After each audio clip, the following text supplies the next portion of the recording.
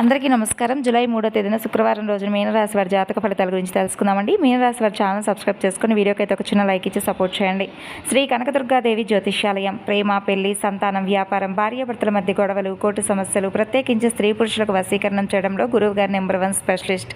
ఎక్కడెక్కడికో వెళ్ళి జ్యోతిష్యం చెప్పించుకొని నిరాశ చెంది ఉంటే ఒకసారి గురువు గారిని కాంటాక్ట్ అవ్వండి. మీరు ఉన్న చోటనే ఫోన్ ద్వారా సరైనటువంటి పరిష్కార మార్గం తెలియజేయబడను. 9730895167 సంప్రదించవలసినటువంటి ఫోన్ నెంబర్. ఈ రోజున ప్రధానమైనటువంటి అంశంలో భాగంగా మీ జీవితంలో ఏర్పడేటటువంటి ప్రతి ఒక్క అవకాశం, మార్పు ఈ రోజున మీరు స్పష్టంగా గమనించబోతున్నారని చెప్పుకోవచ్చండి. ఎందుకంటే ఈరోజు మీకు ఒక వ్యక్తి నుండి ఫోన్ కాల్ రావచ్చు. ఆ వ్యక్తి ద్వారా వచ్చేటటువంటి ఫోన్ కాల్ వలన మీరు కూడా కల్లో కూడా ఊహించుండరు. అయితే ఈ జన్మలో ఇక ఆ వ్యక్తి ముఖం మేము ఎప్పటికీ కూడా చూడను, నాతో వారికి ఎటువంటి సంబంధం ఉండదని చెప్పి అనుకున్నటువంటి ఒక బంధం, ఆ బంధం నుండి మీకు ఫోన్ కాల్ అనేది ఈ రోజున రాబోవడం అనేది చాలా విశేషమనే చెప్పుకోవచ్చు. అసలు ఈ రోజున సాయంత్రంలోపు మీకు జరగబోయేటటువంటి ఆ యొక్క ఫోన్ కాల్ ద్వారా వచ్చేటటువంటి ఆ వార్త ఏంటి, అసలు అది ఎవరి నుండి వస్తుంది, ఆ ఫోన్ కాల్ మీరు మాట్లాడిన తర్వాత మీ జీవితంలో ఎలాంటి నిర్ణయాన్ని మీరు తీసుకుంటారు, తప్పకుండా ఈ వివరణను మనసు పెట్టి మరీ వినండి. చెప్పాలంటే సాధారణంగానే మీరు చాలా గంభీరంగా ఉంటారు, మంచి స్వభావాన్ని కలిగి ఉంటారు, దాంతోపాటు చాలా మృదుమైనటువంటి మాట తీరు, గొప్ప అందం, అంతేకాదు మంచి వాక్చాతుర్యంతో ఉంటారండి. ఎవరైనా కానీ మిమ్మల్ని మీ మనసును నొప్పించేటటువంటి పనులు చేస్తే వారిని పూర్తిగా దూరం పెట్టేస్తారు కానీ మరలా వారిపై మీ మనసు ఎప్పుడూ కూడా మరలుతూ ఉంటుంది.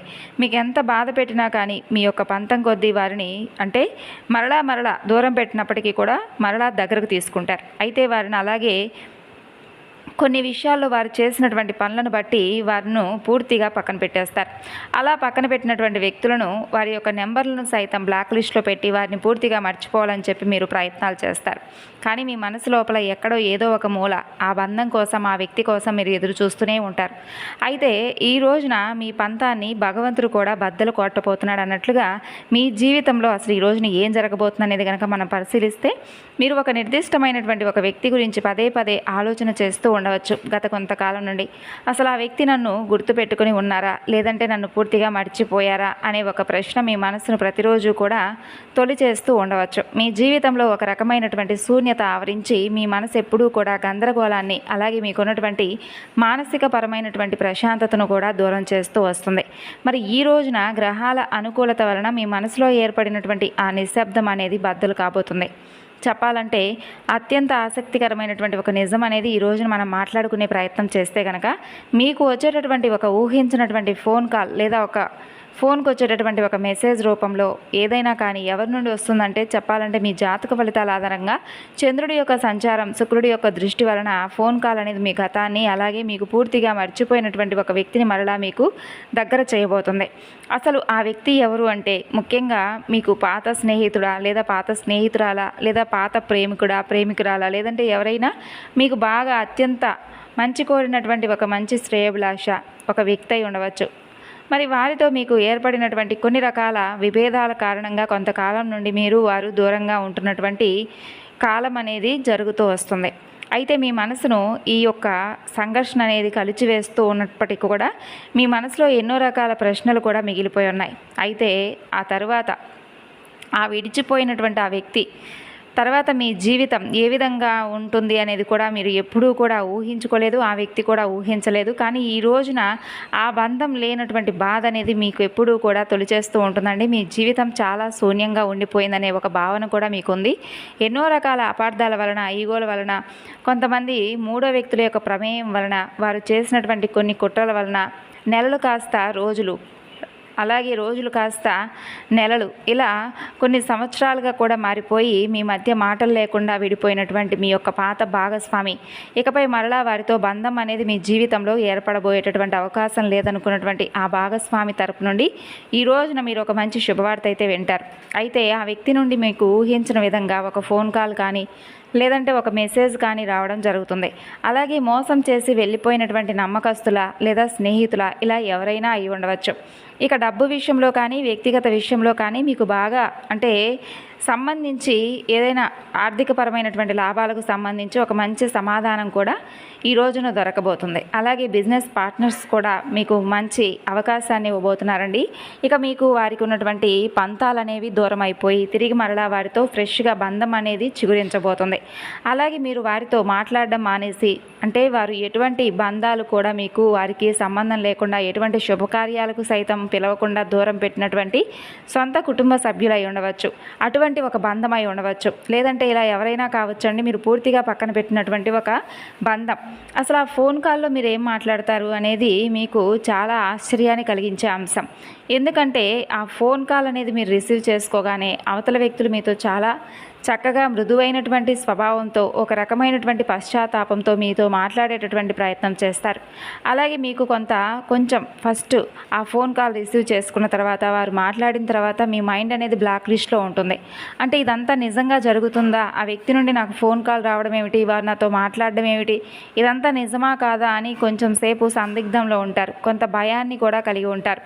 అయితే అవతల వ్యక్తి నుండి మీకు వచ్చేటటువంటి ఆ ఫోన్ కాల్ నుండి వచ్చేటటువంటి వినిపించే మాటలు నన్ను క్షమించండి అని చెప్పి తప్పకుండా వారు మిమ్మల్ని అడగడం కానీ, లేదంటే వారు ఏదైనా తప్పు చేశామని చెప్పేసి ఆ తప్పును మర్చిపోయి మరలా మన బంధాన్ని కంటిన్యూ చేద్దామని చెప్పి వారు మాట్లాడడం, ఇటువంటి విషయాలు మీరు విన్నప్పుడు మీ మనసు రెట్టింపైనటువంటి సంతోషంతో ఊగిపోతుంది. అలాగే మీ ముందు వారు క్షమాపణ వేడుకోవడం కూడా జరుగుతుంది. అంతేకాదు కన్నీళ్లు పెట్టుకునేటటువంటి ఒక సిచ్యువేషన్ కూడా వస్తుంది. మీ గురించి ఒక తప్పుడు అబద్ధాన్ని నమ్మి మిమ్మల్ని నేను దూరం చేసుకున్నానని చెప్పి వారు తప్పకుండా మిమ్మల్ని అనేక రకాలుగా క్షమాపణలు వేడుకుంటారు. మరి ఇటువంటి సాహసం అనేది మీకు ఫోన్ కాల్లో వారి మాటల ద్వారా వారు వ్యక్తపరుస్తారు. అలాగే ఆర్థికపరమైనటువంటి ఒక సర్ప్రైజ్ అనేది కూడా వారి నుండి మీకు తప్పకుండా పొందేటటువంటి అవకాశాలు ఉన్నాయి.